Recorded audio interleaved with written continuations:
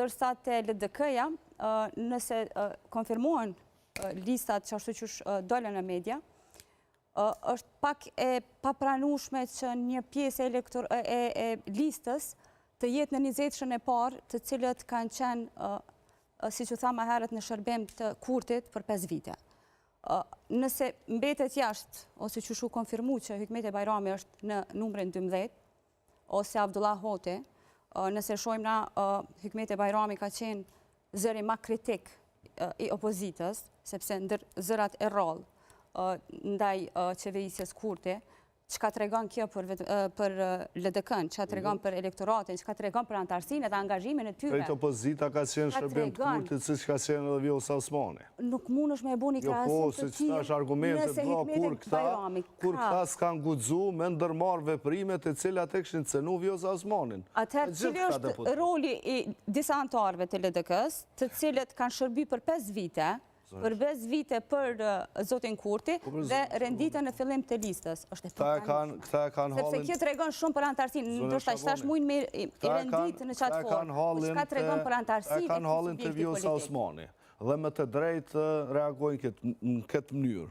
Jo vetëm, na nuk po flasim vetëm për Vjosa Osmani, po flasim edhe për Vjosa Osmani.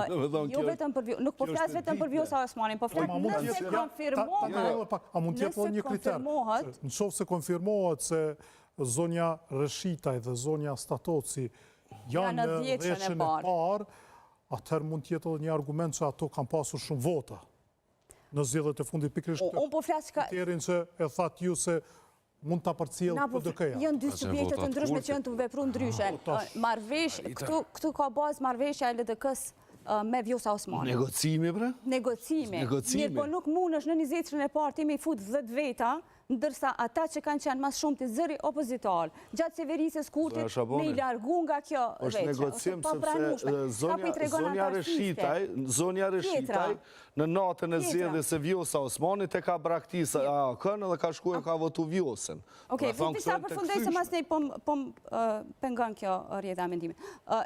Në anën tjetër, na flasim për Agim Veliun, të cilin, çka i ka bu Agim Veliu LDK-s, krahasu me çka i ka bu Vjosa Osmani LDK-s. Nuk merë kurfar oferte serioze nga LDK-ja, kryetari Abdi Xhiku del në media dhe përshëndet kandidimin e tij pa qenë në dieni nëse ka ndodhur ai kandidim ose e ka pranu kandidimin ai. Gjë që doli që nuk e ka pranu. Cila është oferta që zoti Abdi Xhiku i ka bu zoti Agim Veliu? Pra nuk ka pas serioze në këtë aspekt. I njëjti nuk i ka shkaktuar dëm.